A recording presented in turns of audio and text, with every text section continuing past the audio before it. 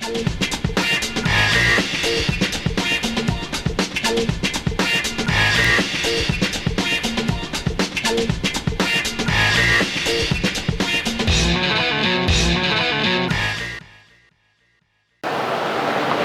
kabar mitra TA TV? Saya Septando Isyaf kembali hadir menyapa Anda. Kali ini saya berada di area kantor Rektorat Universitas Islam Negeri Sunan Kalijaga, Yogyakarta, Uinsuka.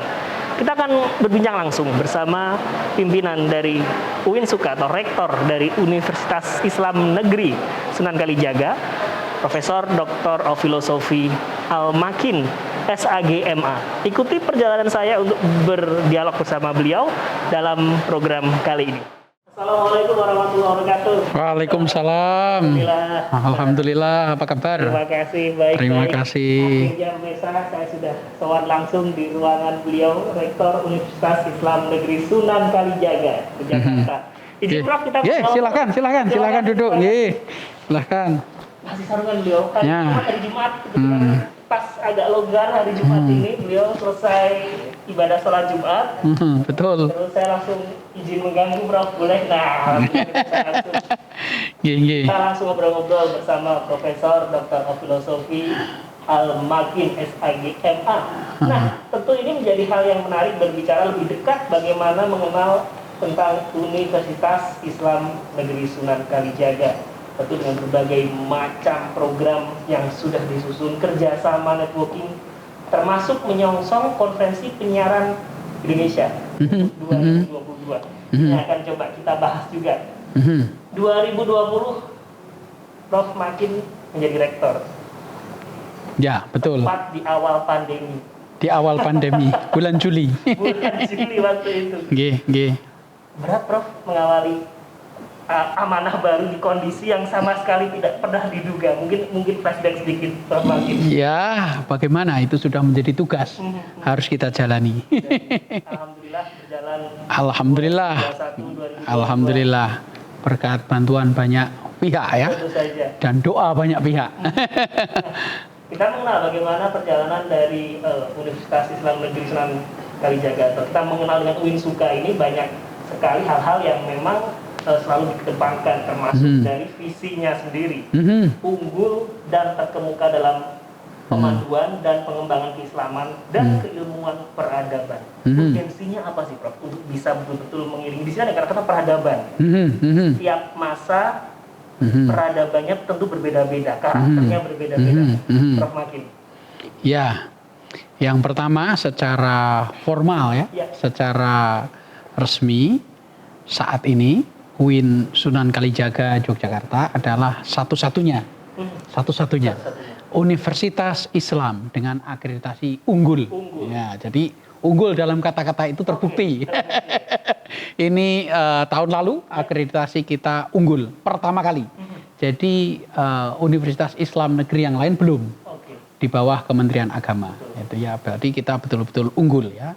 Yang kedua, Universitas Islam Negeri Yogyakarta adalah universitas tertua untuk Kementerian Agama. Kita berdiri tahun 51 ya.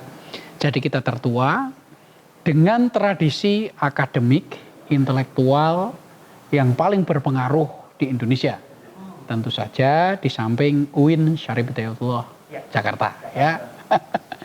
Jadi banyak sekali gerakan intelektual, pemikiran, dan juga sumbangan gagasan dan ide dari UIN Sunan Kalijaga yang akhirnya punya pengaruh secara nasional dan dipakai oleh bangsa Indonesia.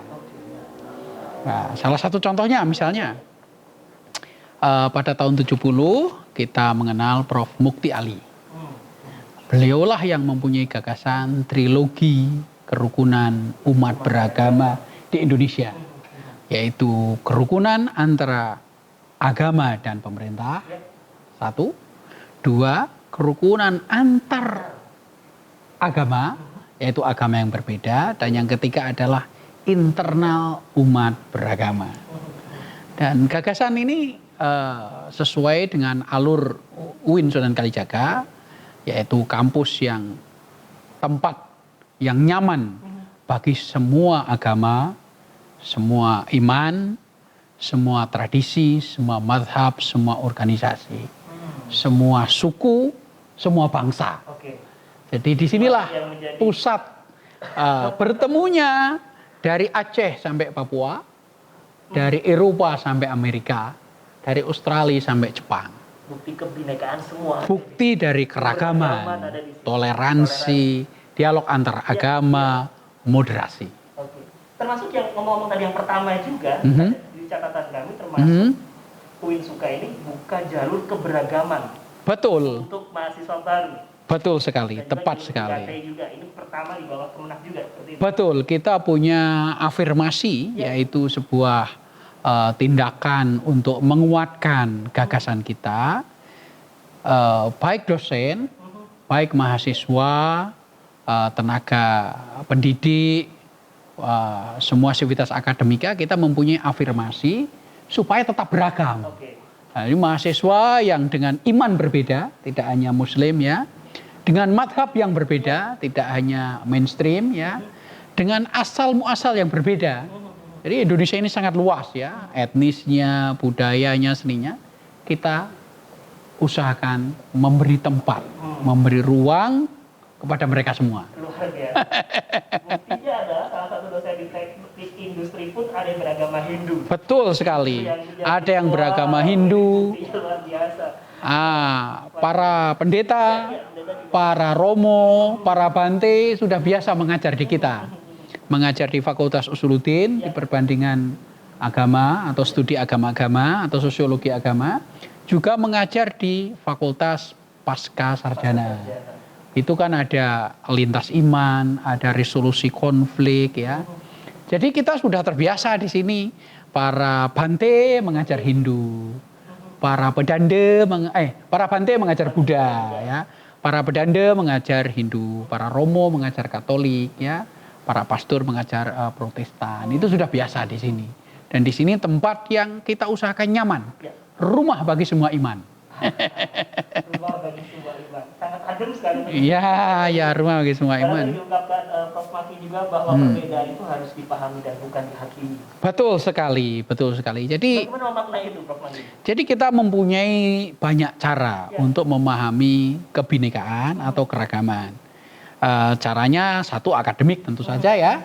Kita melibatkan banyak unsur, banyak agama, banyak tradisi untuk menjadi bagian dari UIN Sunan Kalijaga. Tetapi kita juga punya jalur seni dan budaya. Ya. Seperti ini kan budaya ini. Ini lambang dari Sunan Kalijaga itu sendiri. Nama kita itu Sunan Kalijaga adalah salah satu dari wali 9 yang selalu menggunakan budaya dan seni untuk mengajarkan akhlak, untuk mengajarkan menjadi manusia yang lebih baik, untuk mengajarkan nilai-nilai agama yang baik. Lah, UIN Sunan Kalijaga ini beberapa sejak saya diberi amanah ya, kita berpameran lukisan di sini, menyelenggarakan pentas seni di sini, menyelenggarakan lebaran tetapi dari perspektif berbagai macam agama. Dan itu adalah bagian dari syiar. Bagian dari syiar. Iya, dan ini adalah lanjutan dari figur kita, Sunan Kalijaga. Filosofi itu yang benang merahnya tetap terjaga. Betul sekali. Berarti ada peradaban di visi tadi dan Betul. melewati peradaban sampai Betul, tepat sekali. Luar Ya, biasa. ya. Dan ngomong soal seni memang sepertinya karya beliau pun juga banyak terpampang di sudut kantor rektorat Universitas Kalijaga ini. Mungkin izin Prof kita sambil jalan-jalan boleh? Oh, ya, boleh, Tapi boleh kita silahkan. ruang depan dulu, karena Ya, kita sambil ya, izin, ya, oke. melihat tentu saja pemirsa kalau kita lihat dari sudut ruangan saya, kita di sini dulu Prof. Ada berapa lukisan dari Prof Makin sendiri di sini? Ah, Sebelah ini kiri saya. 1, 2, 3. Coba bisa di syuting ya. Lihat ya. Mhm. Sini dulu. Mhm. Nah kita di sini aja Prof sambil Mhm. menuju ke sana. Nah, ini Sunan Kalijaga. Sunan Kalijaga. Ini bisa dilihat Sunan Kalijaga Ya. ini sedang berzikir. Dia di atas dunia. Itu dunia Ya, ini dunia, ini global dunia. Ini makna dari semboyan kita sejak saya diberi amanah rektor. UIN Sunan Kalijaga untuk bangsa, UIN Sunan Kalijaga mendunia. Oke. Jadi ini Sunan Kalijaga berpakai belangkon seperti ini, berzikir di atas bumi. Nah, ini artinya UIN Sunan Kalijaga mendunia. Luar biasa. Nah, ini bangsanya tentu saja ini peta Indonesia. Ini karya Prof. Makin. Ya, sekedar ekspresi. Ini jelas. Makin, nama beliau. Artinya memang betul. Saya tidak tahu kapan waktu Prof. Makin bisa sampai kemudian menuangkan ekspresinya untuk menghasilkan sebuah karya seperti ini, Prof. Ya, kalau melukis sejak kecil, Memang sejak kecil. sudah kebiasaan. Dan sekarang masih meluangkan untuk itu kah? Ya, masih. Sekali masih. Sekali masih, ya. Ya.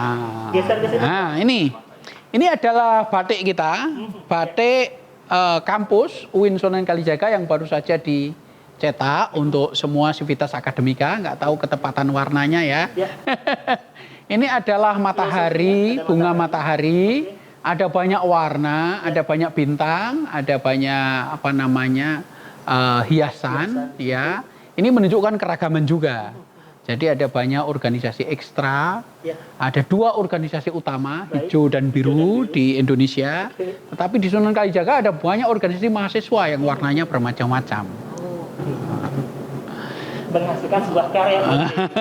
Dan ini bisa di close up sebetulnya. Ada diperbesar. Ini adalah berbagai macam tempat ibadah di Indonesia ya. Mulai dari pura, masjid, gereja, kapel, kelenteng. Inilah Indonesia. Jadi Indonesia berbagai macam agama. Dan UIN Sunan Kalijaga sudah bertekad menjadi tempat, menjadi rumah, ya, menjadi rumah semua iman, rumah semua tradisi keagamaan, rumah bagi semua agama. Baik. Harus nyaman semuanya di UIN Sunan. Ya itu lukisan yang utama ini luar biasa. Yang dari tadi saya mencoba bisa Ya. sedetail itu dengan ekspresi yang dituangkan Ya. Prof. Makin. Ya, Tokoh besar ya. Indonesia. Ini sudah sangat jelas ya, ada 2 warna, hijau Betul, dan hijau biru. dan biru. Dan ini adalah pendiri dari 2 organisasi Islam terbesar dan tertua di Indonesia Ya. yang mewarnai nilai-nilai kebangsaan. Berpartisipasi dalam sosial, politik, budaya, dan ekonomi. 2 organisasi ini, yaitu Nahdlatul Ulama didirikan oleh Kiai Haji Hasyim Asy'ari dan Muhammadiyah yang didirikan oleh Kiai Haji Ahmad Dahlan. Nah, 2 ini harus bersinergi di UIN Sunan Kalijaga. Jika 2 ini bersinergi, bekerja sama akan menciptakan peradaban. Tidak hanya Indonesia, ini kontribusi Indonesia untuk dunia. Nah, sesuai dengan Sunan Kalijaga. Agama, dunia dan akhirat. Betul. Nah, ini orang sering bertanya, kenapa ada simbol yin dan yang, Betul. tetapi merah putih? Ya, ini filosofi Tao Te Ching ya. Tao Te Ching itu nilai 5.000 tahun sebelum Masehi yang ada di Cina, yang sudah sangat tua ya. Tao Te Ching itu sendiri adalah kitab kuno. Kitab kuno Lao Tse. Lao Tse yaitu semacam nabinya lah ya, yang menyusun itu sederhana, mudah dipahami, sudah diterjemah dalam berbagai bahasa. Nah, ini adalah simbol dari yin dan yang. Malam, siang, panas, dingin, merah, putih, bumi, langit ya. Nah, langit kalau dalam bahasa Cina kan tieng. Tieng ya. Jadi harus seimbang. Nah, ini adalah simbolnya Nahdlatul Ulama dan Muhammadiyah. Seimbang ya. Artinya saling mendorong, saling bersama, bersinergi, bekerja sama. Untuk sebuah keseimbangan dunia. Tidak hanya Indonesia. Jadi 2 organisasi Muslim ini sudah luar biasa pengaruhnya. Ini baru segmen pertama, sudah begitu akrab sekali dengan beliau. Terima kasih sekali Pak. Terima kasih, terima kasih. Makin tentu kita mungkin akan Prof akan berganti. Ya, tentu saja. Untuk berjalan-jalan. Oke, siap. Saya akan tunggu di depan Prof ya. Siap. Kita akan mulai ngobrol sambil jalan-jalan. Karena ada satu karya lagi dari Prof Makin yang cukup besar yang menggambarkan sebuah keberagaman. Jangan kemana-mana, tetaplah bersama kami.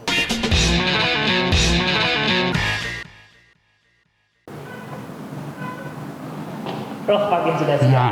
Terima kasih Prof. Mari. berganti kostum, mau tadi kita habis Jumatan, masih menggunakan sarung, dan sekarang kita harus jalan-jalan di sini. Prof, ini adalah bisa kita sebut ruangan apa ini, Prof? Kalau dari Ya, ini ruangan hall ini ya, untuk menuju ke ruang-ruang ya Pak Wakil Rektor 1, 2, dan 3 ya. ini ruang Prof Makin. Nggih, nggih, Ada nggih. makna apa, Prof, di sini? Ini ada Wah, ini kaligrafi ini, kaligrafi biasa. saya mau ngobrol tentang keberagaman tadi yang Nggih, Prof nggih. sampaikan, bahwa Nggih. beberapa bulan yang lalu Prof Pakin sering menyampaikan terkait beberapa hal yang menjadi polemik ketika itu, bahwa kita harus tidak menghakimi, tapi justru bagaimana kita mengenal perbedaan itu untuk kita mampu bertoleransi di sana. Ya, ya, jadi Potretnya sekarang seperti apa dinamika di Indonesia, Prof? Jadi di Indonesia ini membutuhkan pendidikan keberagaman Ya. atau toleransi karena situasi kita sudah sedemikian kompleks dan pendidikan kita sudah tidak lagi bisa menjawab fakta keragaman Indonesia. Oke, Ya, jadi Indonesia ini ada 17.000 pulau, 17.000 pulau. 1.300 kelompok keagamaan di Indonesia. Ya. Belum menyebut ekonomi, Ekonomi. partai politik, Betul. ya, kemudian organisasi sosial, bisnis, silang sengkarut dengan politik dan lain-lain ya. Pendidikan keragaman kita itu masih sangat kurang. Oke. Salah satunya misalnya ketika kita sekolah di SD sampai perguruan tinggi, kita hanya mengenal sejarah, mengenal teologi, mengenal pandangan-pandangan satu agama. Betul. Padahal ada 6 agama resmi, 1.300 kelompok keagamaan. Kalau belum mendengar hanya katanya saja. Katanya saja. Katanya seperti ini. Maka para mahasiswa saya ketika saya tanya, bahkan mereka tidak mengenal, tidak punya sahabat selain dari orang yang agamanya sama. Oke. Jadi orang Muslim cenderung bersama-sama dengan orang Muslim, tidak punya sahabat orang Hindu, tidak punya sahabat orang Katolik, tidak punya sahabat dengan orang Buddha, dan tidak punya sahabat dengan orang Hindu. Demikian juga sebaliknya. Saya kan sudah riset dari berbagai macam daerah, dari Aceh, Medan, Manado, Ambon, Papua, dan lain-lain, dan kecenderungan kita itu namanya homogen. Homogen itu pendidikan yang menekankan hanya satu tradisi. Baik. Bahkan tidak hanya agama, etnis juga sama. Demikian. Ya, orang yang asalnya Jawa Timur ya cenderung punya teman hanya Jawa Timur ya. Orang yang asalnya Batak ya cenderung Batak, orang Bugis berkawan dengan orang Bugis. Nah, ini pendidikan kita harus berubah, tidak hanya mengenalkan tentang berbagai keragaman agama, tapi juga etnis, budaya, seni, tradisi, bahkan kuliner. Kuliner kita itu luar biasa keragamannya, dan ini belum kita eksplor, belum kita terangkan bahwa ini punya makna filosofi bagi Indonesia. Baik, ini yang terjadi memang kalau kita sadari dari bahkan sekolah taman kanak-kanak saja sudah yang terpadu dan hanya satu agama saja. Hanya satu agama saja. Sampai sekolah dasar, SMP dan seterusnya itu terjadi seperti itu. Memang ini lahirnya keberagaman atau perbedaan itu memang harus betul-betul dikawal dengan mas. Iya, iya. Dan UIN Sunan Kalijaga, kampus kita sudah berkomitmen dari dulu bahwa kampus ini lahirnya dialog antar agama, sebagaimana kita singgung Prof Mukti Ali tadi, dan ini para penerusnya seperti Prof Amin Abdullah, Prof Mahasin ya, itu meneruskan itu. Bahkan ada Pak Rektor kita sebelum saya, Prof Yudian Wahyudi, menjadi Ketua BPIP, Badan Pembinaan Ideologi Pancasila. Ini juga mengajarkan hal yang sama. Jadi sebetulnya UIN Sunan Kalijaga ini punya peran yang sangat vital secara nasional. Gagasan kebinekaan, dialog antar agama, kebangsaan, nasionalisme, patriotisme gitu ya. Nah, cuma inilah yang perlu kita kita kembangkan lebih lanjut, kita promosikan lebih lanjut bahwa UIN Sunan Kalijaga ini punya peran secara nasional, punya tugas secara nasional, punya pengaruh secara nasional, bahkan internasional. Komitmen yang terus dijaga melalui komitmen yang ada di dalam. Betul, inklusif, terdepan, unggul. Dan UIN Sunan Kalijaga untuk bangsa, UIN Sunan Kalijaga mendunia. Dan keberagaman perbedaan tersebut pun juga ditumpahkan dalam sebuah karya di belakang saya. Karya Prof. Makin juga. Ini pertanyaan jahil ya, sempat-sempatnya ya. Profesor melukis sampai sebesar ini dan ada waktu juga. Kapan ini Prof karya ini sebetulnya?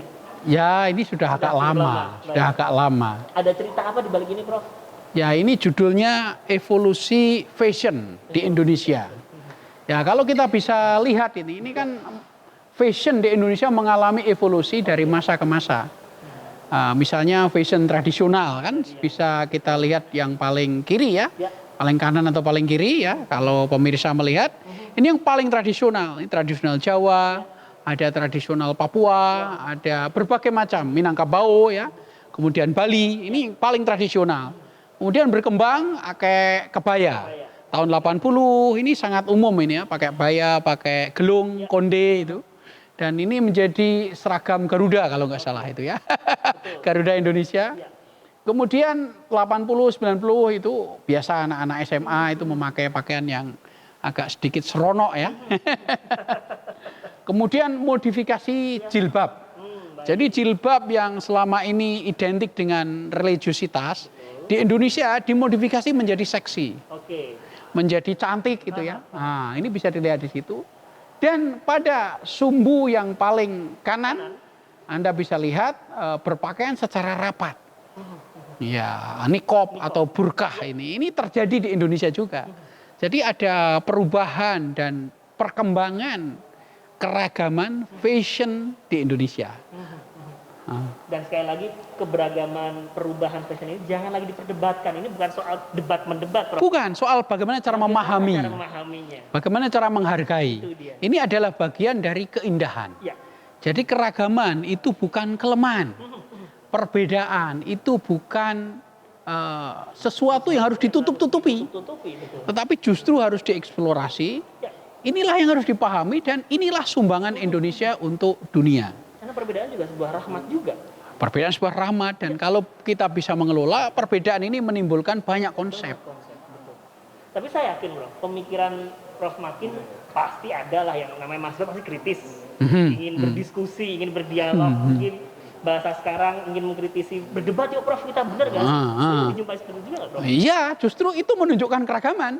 Faktanya juga. Anda berbeda dengan saya gitu ya. Faktanya kita berbeda gitu ya. Tetap dalam ranah secara ilmiah. Iya, betul. Ya betul. Makanya keragaman itu difahami, bukan dihakimi, bukan dikucilkan, ya bukan disalah-salahkan. Tapi bagaimana cara kita memahami? Ini loh ada perbedaan pandangan ya. Kalau perbedaan pandangan sih ringan, yang berat itu perbedaan pendapatan. Kalau pendapat oke, tapi kalau pendapatan jangan kenceng-kenceng. Baik, Prof, kita akan ngobrol-ngobrol tentang networking yang dibangun di Oke. Baik. Dari perspektif luar dari gedung ini. Oke, baik. Oke, siap. Kita akan lanjutkan di segmen berikutnya. Jangan kemana-mana, tetaplah bersama kami.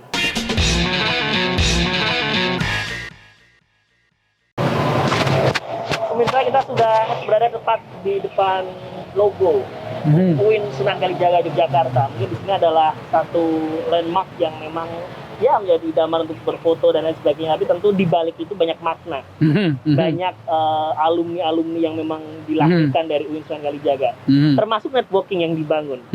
Prof, 2022 ini termasuk salah satunya akan diselenggarakan konferensi penyiaran Indonesia. Betul. Apa itu Prof, sebetulnya kegiatan yang memang? Ya, jadi ini salah satu bukti komitmen UIN Sunan Kalijaga dari Yogyakarta menyinari Indonesia. Kita berkomitmen untuk membangun bangsa, memperluas network. Dan UIN Sunan Kalijaga ini networknya pada level nasional dan internasional ini sudah dibuka lama sekali. Misalnya para dosen-dosen kita di UIN Sunan Kalijaga ini banyak sekali yang alumni Eropa. Jadi mereka S2 dan S3 di Eropa, S2 dan S3 di Australia, di Amerika. Kemudian akhir-akhir ini karena kita punya jurusan Saintek, Sains dan Teknologi, kita punya beberapa dosen alumni Jepang, alumni Korea, bahkan ada yang ke Cina. Ya, saya sendiri dan para wakil rektor bermacam-macam. Saya S2-nya di Kanada. S3 saya di Jerman. Jerman, betul. Pak Wakil Rektor 2, Pak Kiai Sahiron itu juga sama. S2 di Kanada, S3 di Jerman. Dan seperti ini sudah biasa biasanya kita memanfaatkannya karena kita alumni dari universitas di Eropa, ya kita perkuat jaringan itu. Itu secara internasional. Secara nasional tentu saja kita mempunyai banyak sivitas akademika yang mempunyai pengaruh. Seperti Pak Wakil Rektor 1, dia dulu adalah konsultan ya di KPI, Komisi Penyiaran Indonesia ya. Pak Wakil Rektor 3, tadi Prof. Iswanti Saputra ya. Pak Wakil Rektor 3 juga sama. Dia aktivis NGO namanya IRE. Dan dia berperan pengembangan desa di seluruh Indonesia. Dan begitu juga para dekan. Dekan Fakultas Adab, Pak Dr. Wildan, alumni Belanda. Ya, alumni Belanda. Pak Profesor Mahrus, Dekan Syariah, dia aktif di MUI, Majelis Ulama Indonesia. Bu Dekan Saintek, Bu Khurul Wardati punya jaringan nasional tentang sains dan teknologi. Bu Dekan Fakultas Usuluddin, Bu Dr. Inayah Rahmania, dia alumni Amerika. Bu Dekan Fakultas Dakwah, Bu Profesor Emma Marhumah, dia mempunyai jaringan nasional karena beliau aktivis gerakan gender ya. Dan Tarbiyah, Bu Profesor Sumarni juga sama, mempunyai jaringan nasional. Dan begitu juga Direktur Pascasarjana Prof. Abdul Mustaqim, kemudian Pak Dr. Afda Waiza, Pak Dr. Muhammad Sotik. Semuanya mempunyai jaringan nasional. Ya. Artinya memang ini sudah menjadi satu semacam kesadaran untuk menginternalisasi diri bahwa membangun networking itu penting. Betul sekali, dan penyiaran acara tahun 2022 ini kita harapkan apa yang kita lakukan, kita siap berbagi. Misalnya tentang riset yang kita lakukan, baik oleh para dosen maupun para mahasiswa, perhatian kita kepada bangsa Indonesia, terutama tahun 2024 nanti kita punya gawe besar itu tentang pemilihan umum, dan tentu para dosen kita punya banyak riset dari sisi sosiologi, antropologi, political science, kemudian perspektif pembangunan desa, perspektif komunikasi, semuanya akan kita bagi pada penyiaran. Dan masing-masing dosen tentu mempunyai jaringan juga. Sehingga kita berharap bahwa pada tahun 2022, acara yang akan diselenggarakan bekerjasama dengan KPI ini akan banyak melahirkan gagasan, wacana, dan diskusi yang hangat. Karena diwarnai dengan penelitian-penelitian kita yang selama ini masih baku dalam bahasa ilmiah, kita coba populerkan supaya kita sama-sama belajar. Itu dia. Artinya memang bentuk pendidikan belajar itu memang sudah sekarang banyak medianya. Tidak kembali harus di kanan kiri, depan belakang tembok semua. Belajar dengan media apapun, dilakukan itu termasuk kegiatan riset, pengabdian masyarakat pun dilakukan. Secara internal apa yang selalu disampaikan Prof makin kepada internal baik dari semua dosen, dekan agar memang komitmen ini terus terjaga, Prof. Ada tantangan ke depan. Selama saya menjadi rektor 1,5 tahun ini, hampir setiap bulan kita mempunyai seminar level nasional dan internasional dari berbagai macam fakultas. Dan rata-rata selama musim pandemi ini kan lewat Zoom.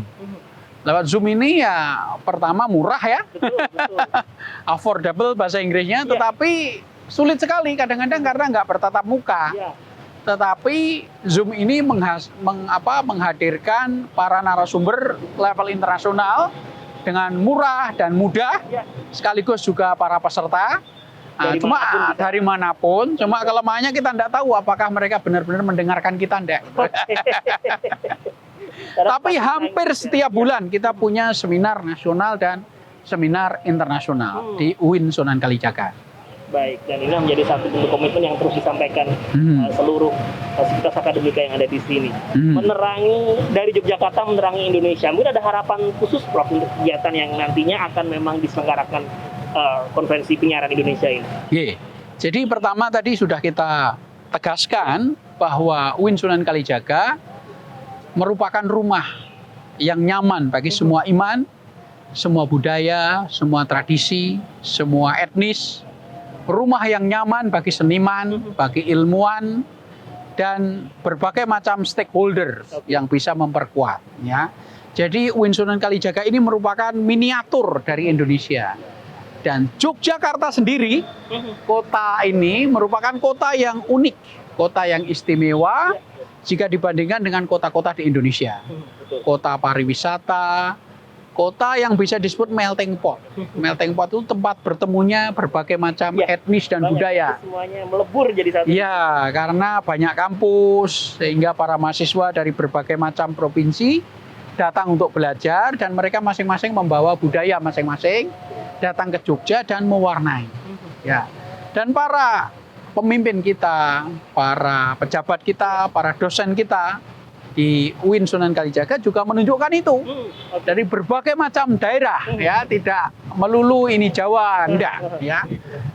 Semuanya itu menunjukkan keragaman dan itu merupakan kebanggaan kita, itulah kontribusi yang akan kita berikan. Dan berkaitan dengan KPI, inilah nanti yang akan kita siarkan dan inilah yang akan kita usahakan untuk kita tularkan ya, bahwa keberagaman, toleransi, moderasi sudah menyatu dengan tradisi UIN Sunan Kalijaga. Luar biasa, ini bekal yang luar biasa lengkap untuk menyongsong 2024 ketika peran media ini harus betul-betul memiliki kajian-kajian baru. Ya, banyak betul. bisa dilakukan di UIN, banyak hasil penelitian ini harus benar-benar bisa menjadi panduan untuk kemudian rekan-rekan kita seperti media harus bisa bersinergi dengan itu. Baik, berbicara tentang perjalanan Prof. Makin, mungkin di segmen terakhir tidak lengkap. Saya ingin belajar banyak dari beliau, mungkin pemirsa juga demikian. Sosok dari Desa Bendo, Bojonegoro. Bisa menaklukkan Kanada, Jerman, sekarang guru besar dan rektor lagi di UIN Sunan Kalijaga. Kita akan bahas perjalanan bagaimana motivasinya. Kenapa saya tanyakan ini bukan tanpa alasan, Prof. Generasi muda kita bonus demografi, banyak anak mudanya. Ya, betul. Katanya harus menyongsong revolusi industri 4.0, sudah society 5.0. Ditambah ada pandemi sekarang, belajar harus PJJ, kultur berubah. Ini kayaknya harus perlu motivator yang pas ini. Saya izin Prof di segmen terakhir ngobrol-ngobrol. Oke. Untuk kita akan berjalan di salah satu sudut lagi di area UIN Sunan Kalijaga. Tetaplah bersama kami, jangan kemana-mana.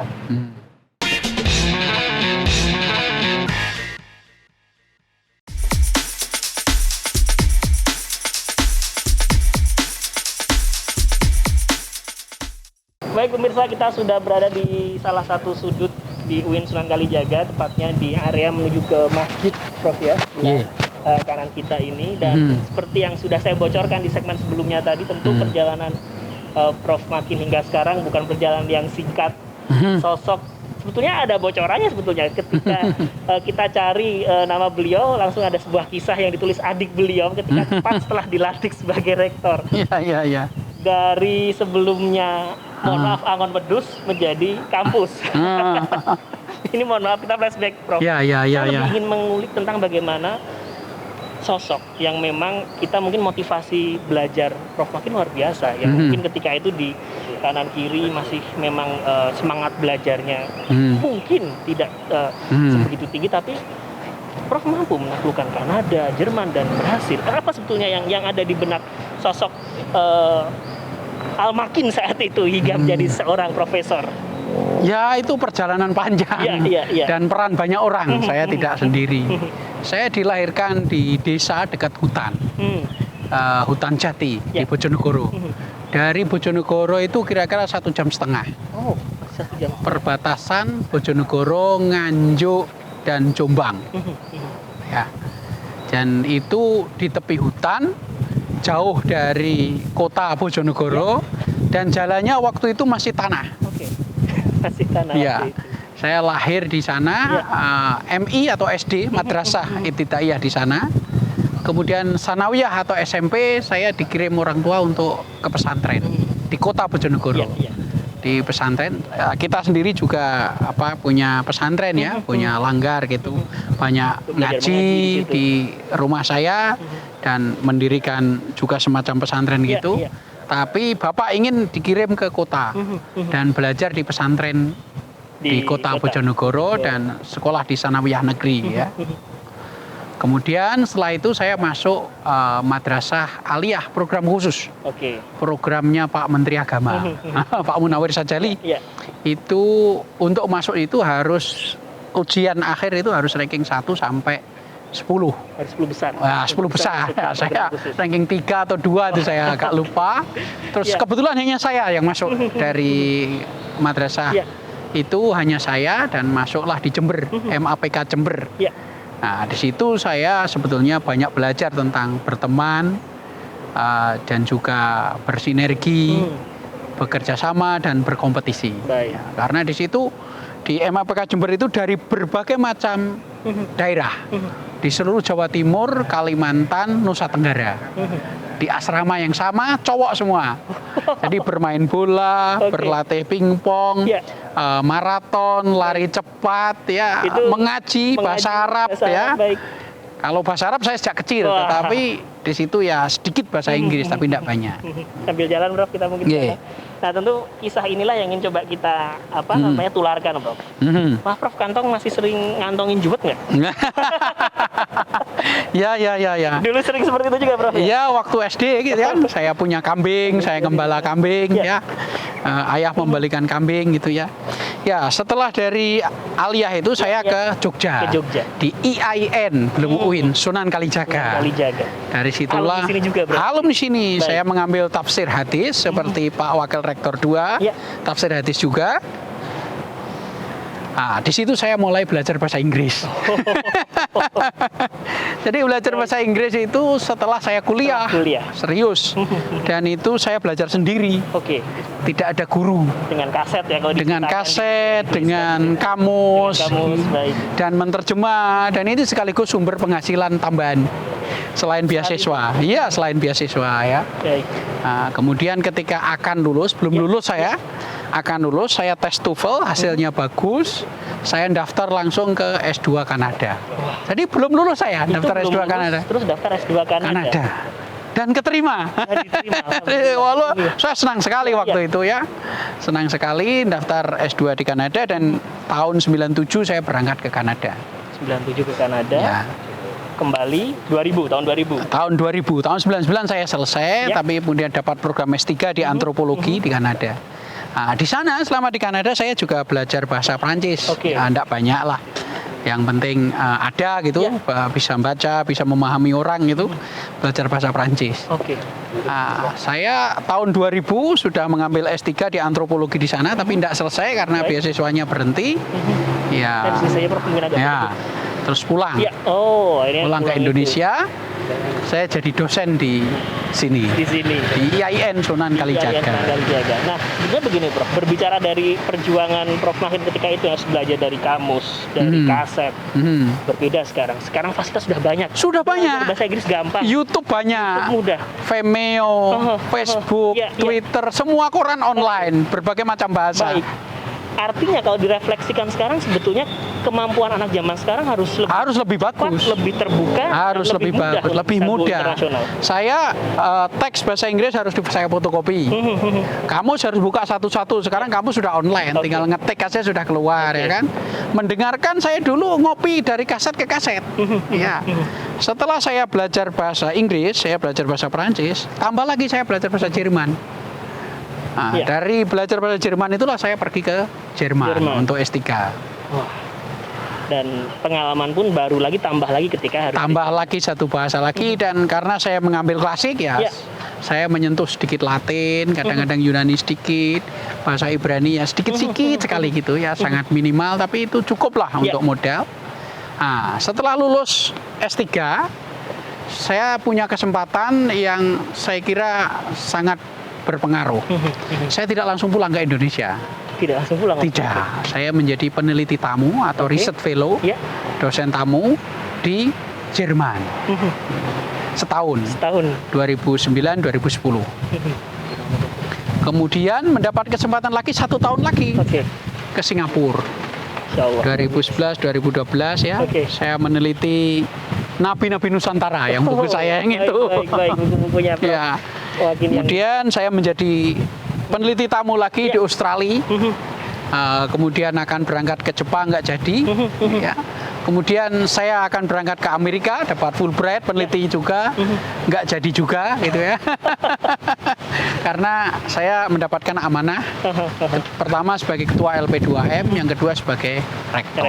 Ya. Baik, kita hampir aja di penghujung acara, Prof. Ini mungkin menjadi satu bentuk harapan kepada generasi muda kita yang menyongsong Indonesia Emas 2045 dengan bonus demografi yang ada. Bagaimana kita memposisikan diri sebagai generasi muda yang sudah lengkap fasilitasnya, perkembangan teknologi yang ada, namun juga banyak distorsi di sana sini. Biar bisa istiqomah dan berhasil seperti apa, Prof. Makin? Ya, pertama tekad ya, niat di dalam hati, kita harus teguh memegangnya. Tujuan kita apa, tolong dipegang betul. Ya. Kalau perlu tujuan itu ditulis, ditempelkan di tembok. Jangan pernah dicopot. Baik. Sampai kita tercapai. Ingin pergi ke New York ya, foto New York itu ditempel. Ingin pergi ke London juga sama. Ingin beli mobil Ferrari juga sama. Oke. Ditempel saja di situ. Ya, ya. Ingin jadi bisnismen, politisi sukses juga sama. Gitu ya.